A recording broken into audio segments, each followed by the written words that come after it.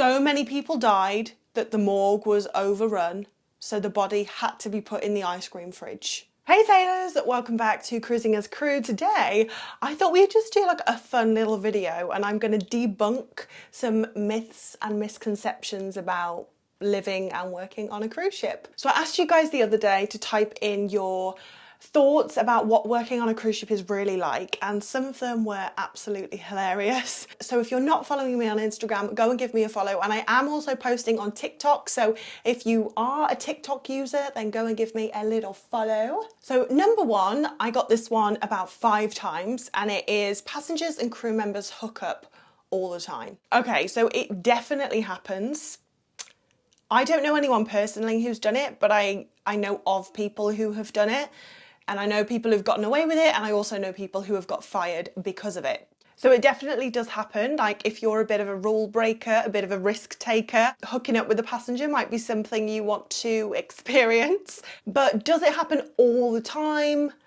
I honestly couldn't say. I think some ships are more rife for it than others. For example, Virgin Voyages, I think everyone assumes that it happens all the time on Virgin Voyages, but that was actually one of the cruise lines that I worked on where I didn't hear of it happening at all. So whether people were doing it and were just really secretive about it, maybe. However, on P&O, it happened a lot.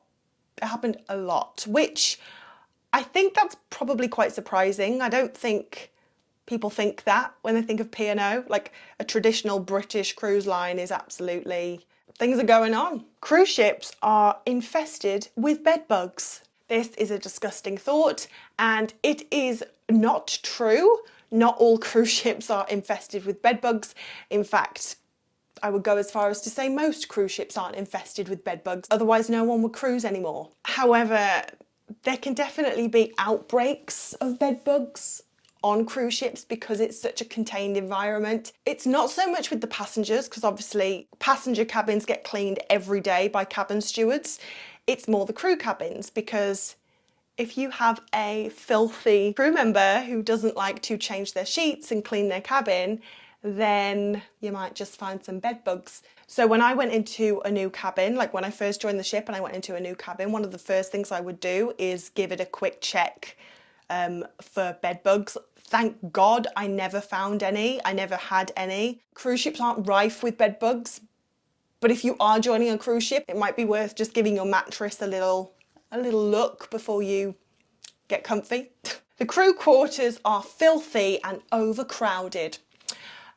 You know what? No, they're never filthy. I've never worked on a cruise ship where the crew quarters are filthy, because there are dedicated cleaners who keep the crew areas clean, like the big crew corridor and the crew mess and everything. Like they're kept clean because cruise ships have a really high standard when it comes to cleanliness. Filthy is not the word I would use for any part of a cruise ship. Maybe a crew cabin, because crew members are in charge of crew cabins, but the public areas, whether they're passenger areas or crew areas, no, they're clean. Overcrowded. The mess can definitely become overcrowded if everyone is sent for lunch at the same time. Then yeah, you might be queuing a while for that dal or whatever, biryani day or whatever you have. So yeah, the mess can definitely be overcrowded. The crew bar can obviously be overcrowded, especially if there's like a crew party on. But no, generally it's fine. And on most cruise ships, they make enough crew spaces for the amount of crew that are going to be on board. Obviously, if you're on a bigger cruise ship, you're going to have more crew spaces to accommodate for all the crew. But no, that's not right. The cruise ship dump waste directly into the ocean. No, this is not true, and cruise ships can get in a lot of trouble if they did this. The only thing I believe they dump overboard is black water, which has been fully sanitized. So you have drinkable water on a cruise ship, you have grey water, which is like shower water, tap water, and then you have black water, which is the toilet. Everything that goes through the waste system gets sanitized and cleaned in a huge sanitization system, and then the purified black water gets dumped into the sea, but it's not like loads of feces get dumped into the sea with it. Like it's been purified, if that makes sense. As for rubbish, every cruise ship has a massive garbage room and incinerator on board where basically all the rubbish throughout the cruise gets sorted out, and then on embarkation day it all gets offloaded and taken to landfill or taken to a recycling plant. But no, nothing gets thrown overboard. I mean, like, if someone even throws a cigarette overboard, like, you'll know about it. This is a good one. Passengers can bribe crew members for special services like free drinks, free food, free internet, etc. Yes, I think this is true. For example, when I worked in the beauty shop on board P&O, I really shouldn't say this, but it's fine. I don't work for them anymore. When I worked in the beauty shop for P&O, we would have like free gifts. You know, if you buy, I don't know, Marc Jacobs Daisy, you get a free Marc Jacobs makeup bag or something. You know, you have free gifts to give. Now, of course, the free gifts would be kept for the people who bought the product that it corresponded with. However, if I happened to have a really lovely guest on board, I maybe would give them one of the free gifts, even if they didn't buy the product. My friend actually went on a cruise last week and she got talking to one of the barmen and they really hit it off. Just, you know, friendly banter. And she got free drinks for the rest of the cruise because they liked each other. So it's not so much like bribing, but if you're just a nice person and you happen to really get on with a crew member, yeah, that crew member's probably going to do more for you. But it's also the same between like crew members and crew members. I've said before, working on a cruise ship is very much a I'll scratch your back if you scratch mine type of environment. I had a friend on Royal Caribbean like back in like 2016 and she was a chef and I worked in the spa at that time. So I would get her discounted like facial products from the spa and she would get me discounted food. And it worked very well. So I'm not going to say like bribing, as in money, but more so if you're just nice to people, they tend to do more for you. When I see passengers at guest services or reception and they're being extremely rude to the person who's working on guest services, I'm like, look, I understand you're frustrated, but do you really think that talking to her like that is going to get you anywhere? No, it's not. The food in the crew mess is left over from the passenger buffet. Yeah, not always, and not all of the food, don't get me wrong, but obviously, let's say the buffet closes at 10 p.m, right? And there's loads of desserts left over. Instead of throwing those desserts into the bin, what they will sometimes do is bring them down to the mess so that the crew members can enjoy them, because we will eat them. Some people don't finish work till 11 o'clock and then they go to the mess. So it's quite a nice surprise when you're like, ooh, passenger food in the mess. Like when I was on Virgin Voyages, if you went in at the end of the night, you might find like sushi or some of the sandwiches that were up in the buffet earlier today. But of course, if it's not eaten, it's going to go in the bin. So it makes sense to let the crew members have it than throw it all away. This is hilarious. What happens in crew bar stays in crew bar.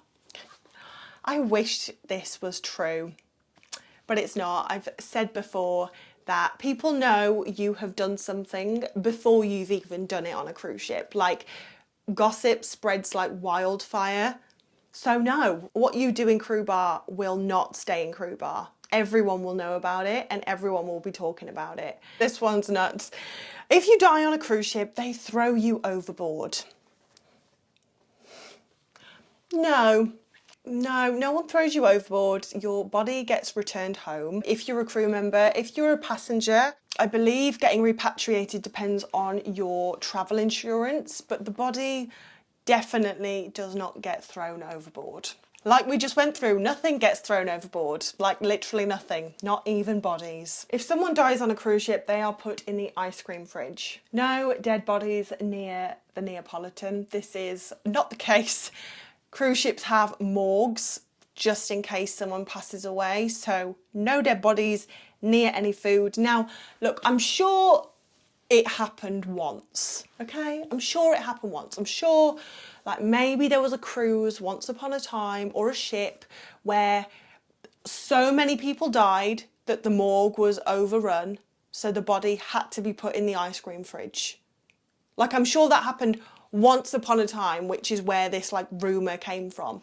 But no, it is not standard practice to put a dead body near the ice cream or the frozen food. There's a high chance of dying on a cruise ship. The chance of dying on a cruise ship is exactly the same as your chance of dying at home. In the case of like murder, I feel like it's drastically lower because there are cameras absolutely everywhere on a cruise ship. So it would be really, really hard to get away with murdering someone on a cruise ship. Like someone would see. In terms of dying, like, I don't know, if you've got an existing health condition, you can have a heart attack at sea just like you can have a heart attack at home. So no, I don't think it's more likely that you're going to die on a cruise ship. If you work on a cruise ship, you are basically a slave. No, you're not a slave.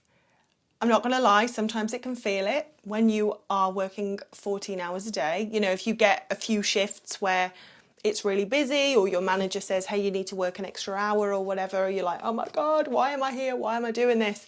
But then as soon as you are able to get off the ship and explore Bora Bora or Alaska or Mexico or Spain, you're like, I'm not a slave. I don't know what I was worried about. So no, you're not a slave. Just like any job, working on a cruise ship has its pros and cons. I would just say they're heightened. The highs are higher and the lows are lower than if you just worked in a standard job on land. But I personally love that. It just makes you feel alive. Is there any better feeling than feeling like you are living, like you are making the most of life? And for me, that is what working on cruise ships did, because of those heightened highs and those heightened lows. But no, you're not a slave. And I know what you mean. Like, you're a slave because you work really long hours for a really low salary. It's all relative, isn't it? Like, you do work really long hours, but there are people on cruise ships who earn upwards of £8 grand a month. Some people even earn 15 grand a month. I know someone who actually earns 18 grand a month. And there are some people that earn 1,000 a month. When I speak to some people, they're like, well, if I did this job at home, I would work the same amount of hours for a lot less money. It's all relative. It all depends where you come from, what you're used to. But no, you are not a slave. Working on a cruise ship is in fact a choice. If one of the big cruise ships went into a state of emergency, everyone would die. I mean, I hope not. I hope that's not the case. I don't think that's the case. Having worked on a big cruise ship and seeing the training that all of the crew members go through, you don't know, do you? I mean, it depends on the emergency. It depends how like if it's a fire, it depends how fast the fire would spread and how quick the crew members reacted to the incident. So while I can't stand here and say, no one would die, like everyone who works on a cruise ship has been trained and is trained every single week, twice a week, to deal with an emergency. So you'd like to think that if shit hit the fan, people would remember their training and either evacuate the cruise ship and everyone would be safe, or extinguish the fire, or resolve whatever incident it is. The best cruise line I worked on for safety is Disney, which probably comes as no surprise, but I was super impressed with how well everyone knew what they were doing, how organised everything was. But anyway, guys, I hope you have enjoyed that video. So those are just a few cruise myths that I have confirmed or denied. But if you have enjoyed it, please give this video a like and maybe consider subscribing. And you can also follow me on Instagram as well. But I hope you have enjoyed this video. And as always, I will see you in the next one.